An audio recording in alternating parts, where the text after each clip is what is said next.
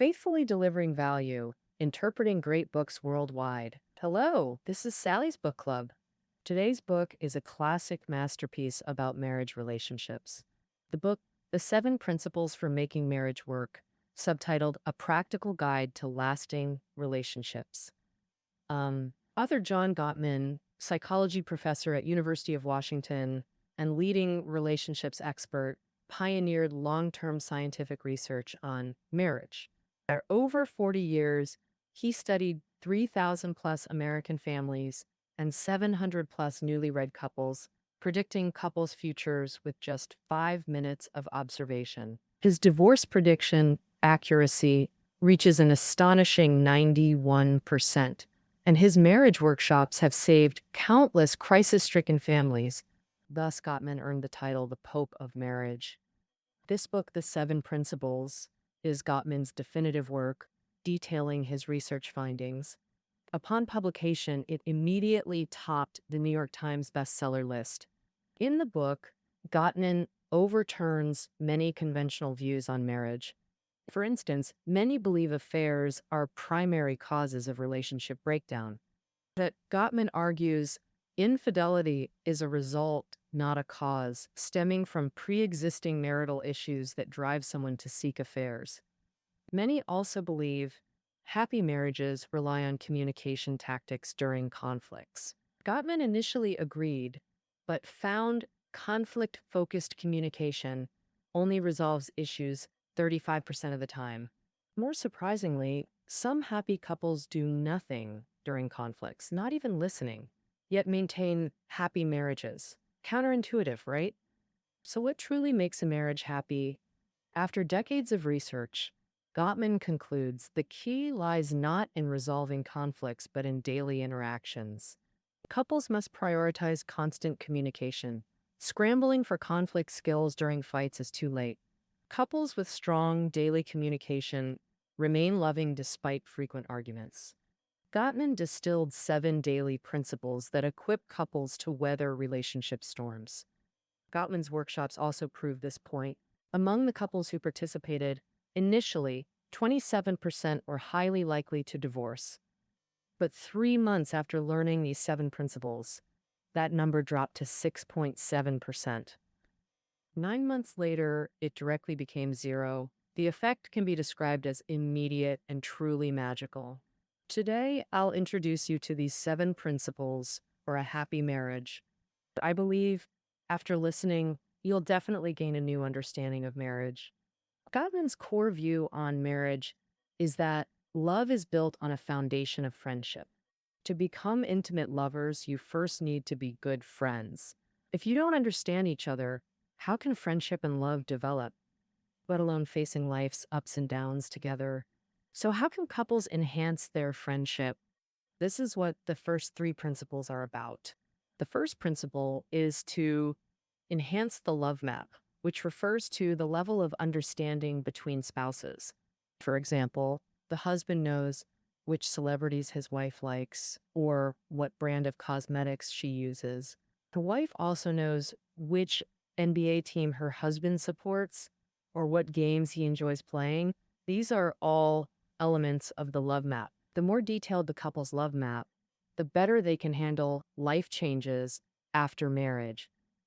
Gottman's research found that 67% of couples experience a significant drop in marital satisfaction after having their first child, but 33% can avoid this. The difference lies in the love map. Couples who deeply understand each other pay attention to each other's feelings and thoughts. Even with major life changes like job transfers, family changes, or illness, they can maintain sufficient communication to get through challenges together. Maggie and Kane are such a couple. They know each other's hobbies, interests, and religious beliefs. No matter how busy, they set aside 1 day a week to stay home, chat with each other, talk about how their week went, and deepen their understanding. After their daughter was born, their lives changed significantly. Maggie decided to quit her job to become a full-time homemaker and also adjusted her life goals. This change surprised Cain at first, even confused him, making him feel his wife had become somewhat unfamiliar. But because they maintained communication, Cain gradually came to understand Maggie's changes. It turns out that being a mother held profound meaning for Maggie. Like many first time mothers, she wanted to give the best to her child. Ultimately, Maggie and Cain successfully navigated this transitional period. In contrast, couples lacking communication easily develop growing rifts due to life changes, increasingly finding fault with each other, eventually becoming familiar strangers, heading toward divorce. So, the foundation of a happy marriage is truly understanding each other. To deepen understanding, Gottman recommends a game. Prepare a list with dozens of questions. For example, who's my best friend? What's my favorite dish? What troubled me this week? And so on. Each time, randomly pick 10 questions. The couple writes answers for each other, and whoever gets more correct wins. Play this game weekly, updating questions regularly. The more you play, the more detailed your love map becomes, strengthening your bond.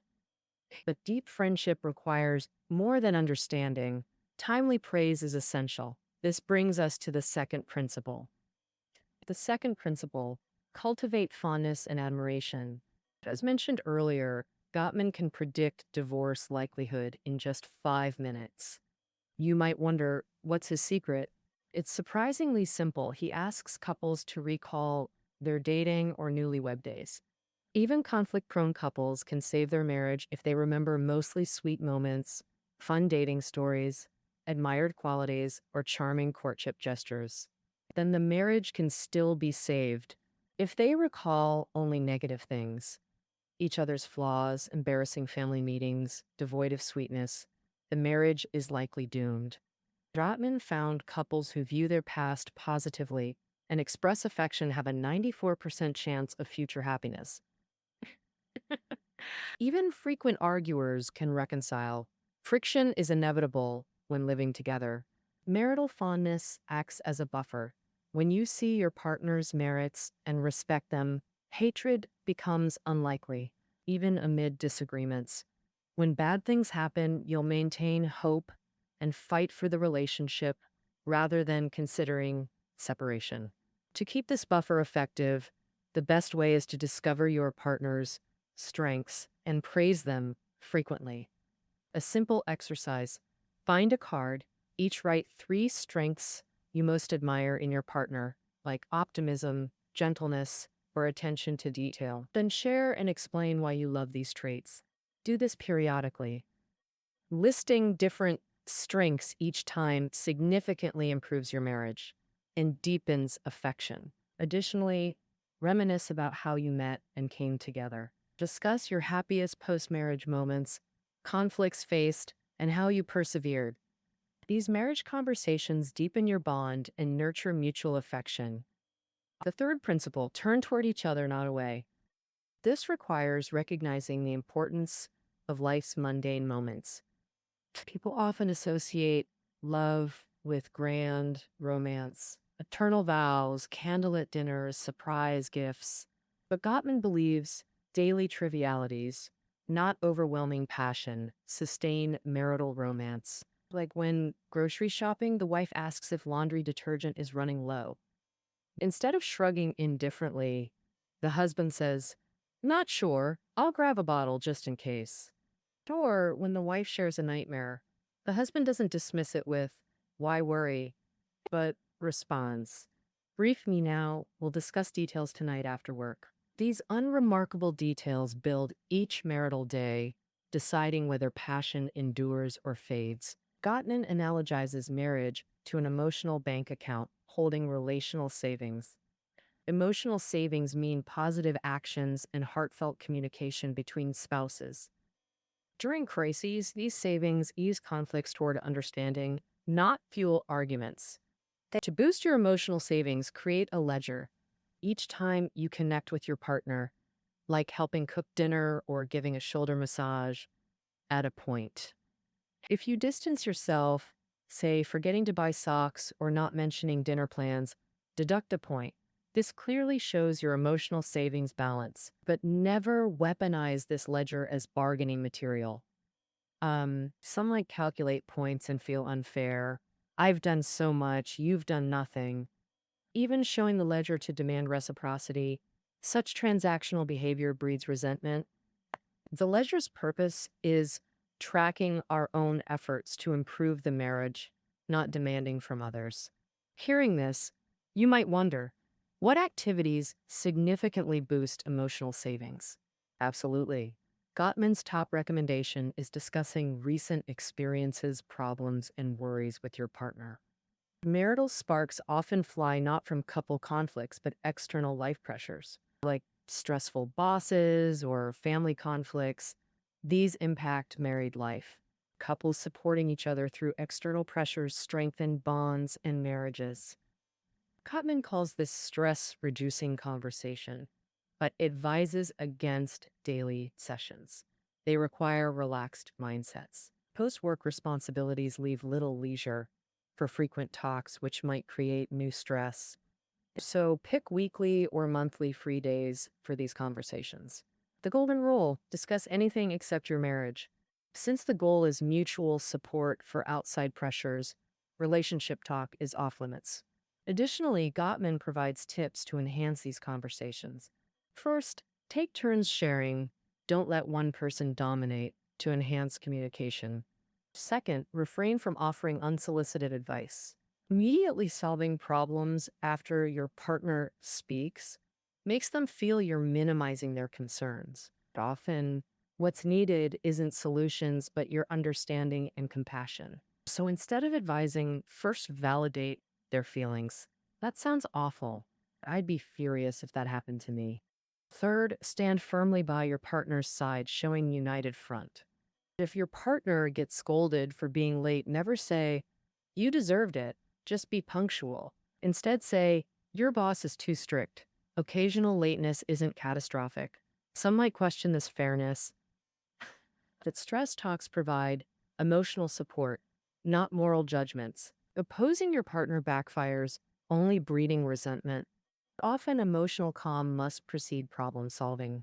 Next time your partner shares, try these suggestions. They'll undoubtedly deepen your connection. That concludes the 3 principles for strengthening marital friendship. Yet even the closest couples face conflicts. How to resolve them. This leads to the next 3 principles. The 4th principle: let your partner influence you. This mutual compromise forms the foundation for conflict resolution. And meaning, consult your partner on family decisions, e.g., husbands shouldn't unilaterally choose cars the wife will regularly use. Likewise, wives planning dinner parties should consider husbands' menu preferences. Wives generally excel at this more than husbands. Gottman found most wives, even in unstable marriages, welcome husbands' input, while husbands often disregard wives' suggestions. After studying 130 newlywed couples, Gottman confirmed husbands accepting wives' influence enjoy happier marriages.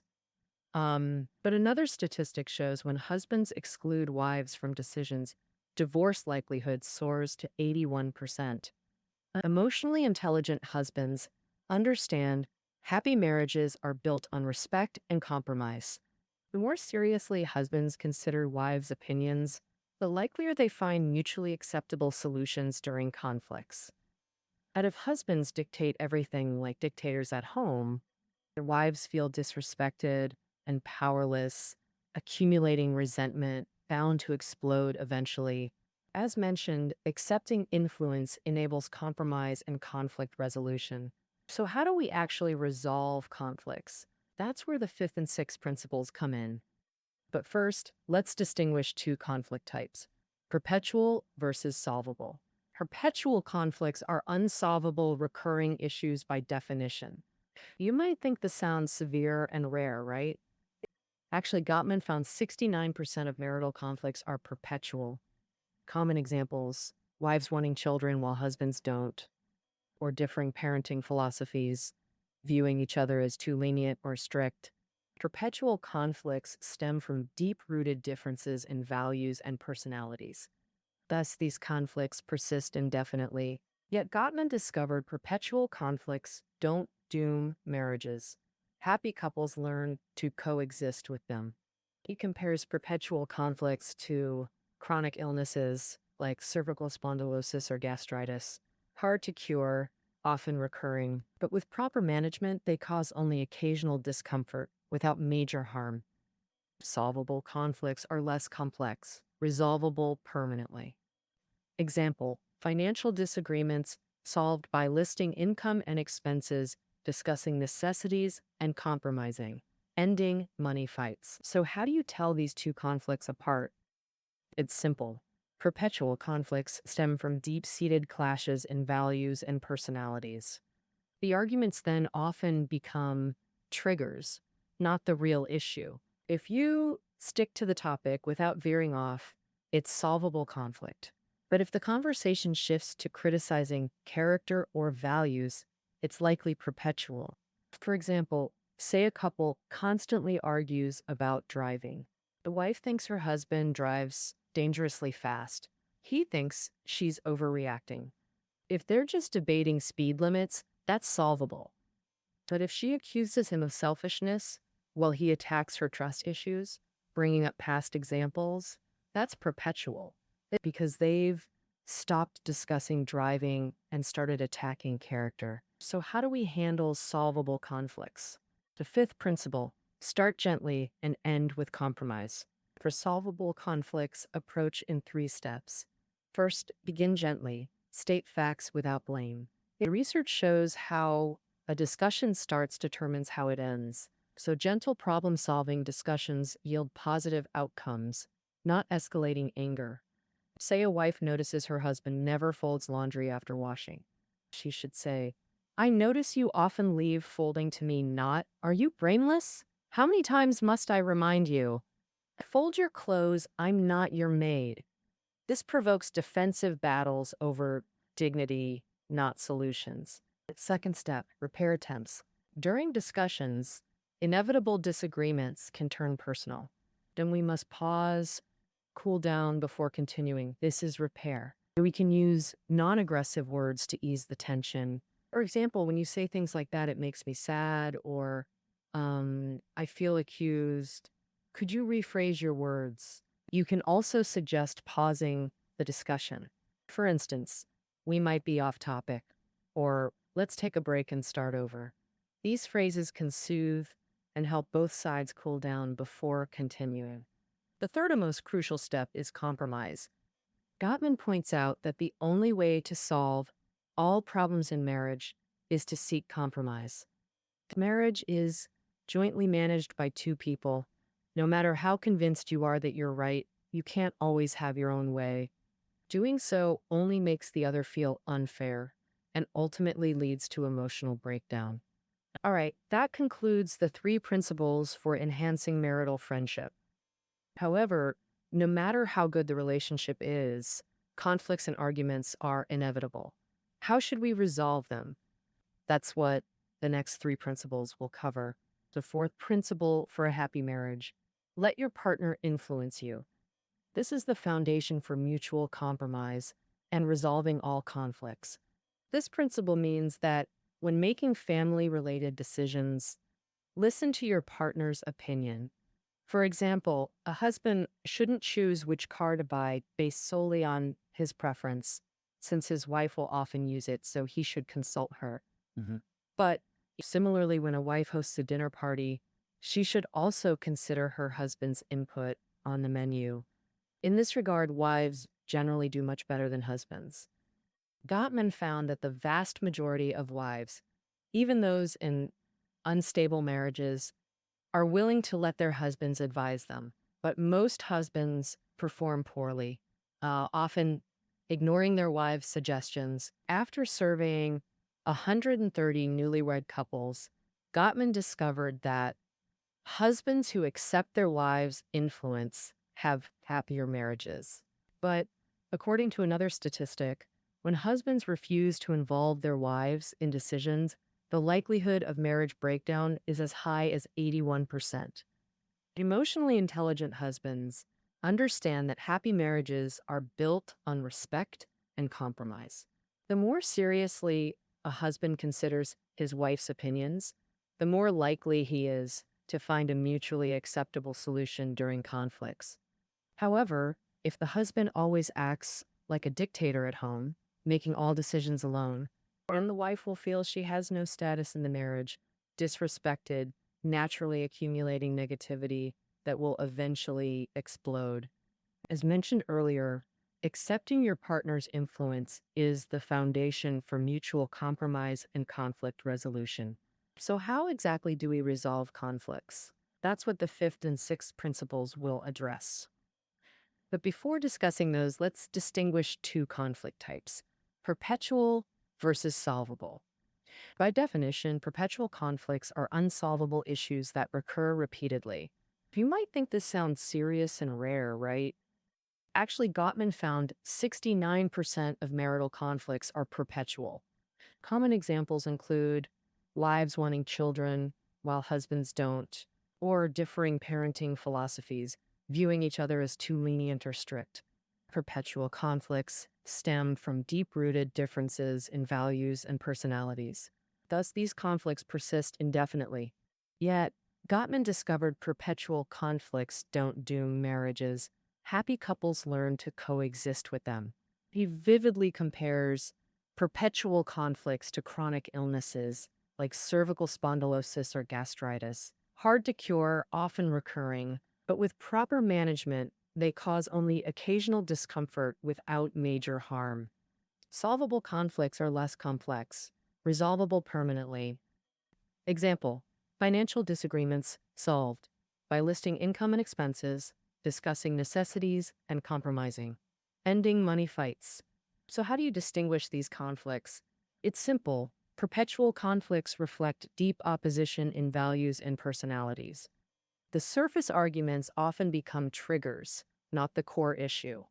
If you stay strictly on topic without digressions, it's solvable conflict. But if the conversation shifts to criticizing character or values, it's likely perpetual conflict. For example, a couple constantly argues about driving habits. The wife thinks her husband drives dangerously fast, while he feels she's overreacting. If they only debate driving speed, that's a solvable conflict. But if she accuses him of selfishness while he attacks her trust issues, bringing up unrelated examples, that's perpetual conflict because they've stopped discussing driving and started attacking character. So, how do we handle solvable conflicts? The fifth principle: start gently, end with compromise. For solvable conflicts, first, begin gently. State facts without criticism. The research shows how a discussion starts determines how it ends. And gentle problem solving yields positive outcomes, not escalating anger. Say a wife notices her husband never folds laundry after washing. She should say, "I notice you often leave folding to me, not 'Are you brainless?' Fold your clothes. I'm not your maid." This provokes defensive battles over dignity. Second step: repair attempts. Discussions inevitably involve disagreements that can turn personal. Then we must pause, cool down before continuing. Use non aggressive phrases to ease tension, like, "That phrasing hurts me," or "I feel accused. Could you rephrase?" Or suggest pausing the discussion. "We're off track," or "Let's restart after a break." These soothe and help cool down. Third and most crucial step: compromise. Gottman states compromise is the only solution to marital conflicts. Marriage is jointly managed by two people. No matter how convinced you are that you're right, you can't always have your own way. Doing so only makes the other feel unfair and ultimately leads to emotional breakdown. The foundation of compromise is the fourth principle mentioned earlier: accepting your partner's influence. If you're willing to respect them and sincerely consider their suggestions, it's easy to make concessions, and many conflicts can be resolved immediately. For more complex issues, Gottman suggests couples make a list together, noting things they absolutely cannot accept and things they can compromise on, to see how to balance each other and find a middle ground acceptable to both. Ooh. That concludes solvable conflicts. Now let's discuss how to handle perpetual conflicts. The six principal answers: learn to live with the problems. If a couple often argues and their relationship worsens, there might be perpetual conflicts in the marriage. As I said earlier, perpetual conflicts stem from differences in values and personalities between spouses. Batman believes that a person's values and character are determined by their dreams, where dreams refer to deep-seated wishes and aspirations. For example, a couple where the husband is careless and leaves things messy, while the wife has a strong need for control, demanding everything to be orderly. As a result, they often argue. Superficially, it's different living habits, but at the core, it's different dreams. Perhaps the husband grew up with strict parenting, dreaming of various rules. Thus, he has always dreamed of having a home without constraints to experience freedom. So while the wife grew up in a chaotic family, so in her mind, order represents security. Every time she sees her husband leaving things messy, it reminds her of her chaotic childhood, feeling unbearable. Dreams stemming from past experiences are hard to change. Gottman believes that instead of trying to change each other, it's better to understand and respect each other's dreams. Learning to live with the problems. How can one understand their partner's dreams? Actually, the method has been mentioned. If you continuously improve your love map, frequently praise each other's strengths, and increase emotional savings, you'll naturally understand your partner well and know their dreams. And then you can show support for their dreams. This doesn't mean you have to fulfill their dreams. Just avoid criticism and acknowledge the dream's value. Say a husband dreams of climbing Mount Everest. Even if his wife sees no appeal in mountaineering, she can still support him through actions, like buying him climbing gear or listening to his climbing stories. Then find a compromise both accept. Take that couple. After communicating, the wife realizes she can tolerate some clutter if there's no visible dirt. And the husband discovers he's willing to tidy up if not forced to do it immediately after using things. For instance, he can do one nightly cleanup, a mutual compromise. Even if they occasionally bicker, understanding each other's dreams fosters tolerance. Then this issue won't negatively impact their marriage. With that, we've covered conflict resolution. Finally, the seventh principle: create shared meaning. Gottman believes marriage isn't just co-raising kids and sharing chores. It also includes spiritual connection. If couples understand each other's dreams through daily communication, they can find common ground to create shared meaning. Examples: both prioritizing family over work or believing in unconditional love for children. This is shared meaning. The more shared meaning couples find, the closer they become, uniting toward common goals. So during life's storms, they collaborate rather than blame. After defining shared meaning, couples must reinforce its presence as a constant reminder. How? Create family rituals around shared meaning. For example, take regular family photos to honor relationships or bake birthday cakes together to celebrate. Additionally, place symbolic items representing shared meaning in visible home locations. For example, Christian couples might place a cross by their bedside. Other couples may display a cherub statue on the mantle to remind them of their love for children. Well, that's pretty much the gist of the 7 principles for making marriage work. Finally, let me summarize the book's key insights. The secret to marital happiness lies in applying 7 daily principles. First, enhance your love maps. The more spouses understand each other's feelings and thoughts, the stronger their bond becomes against life's storms.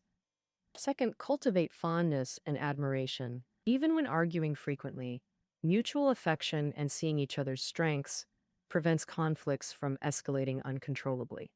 Principle 3, turn toward each other, not away. What truly sustains marital romance are the small daily gestures of connection and communication. More such gestures mean greater emotional savings and stronger relationships.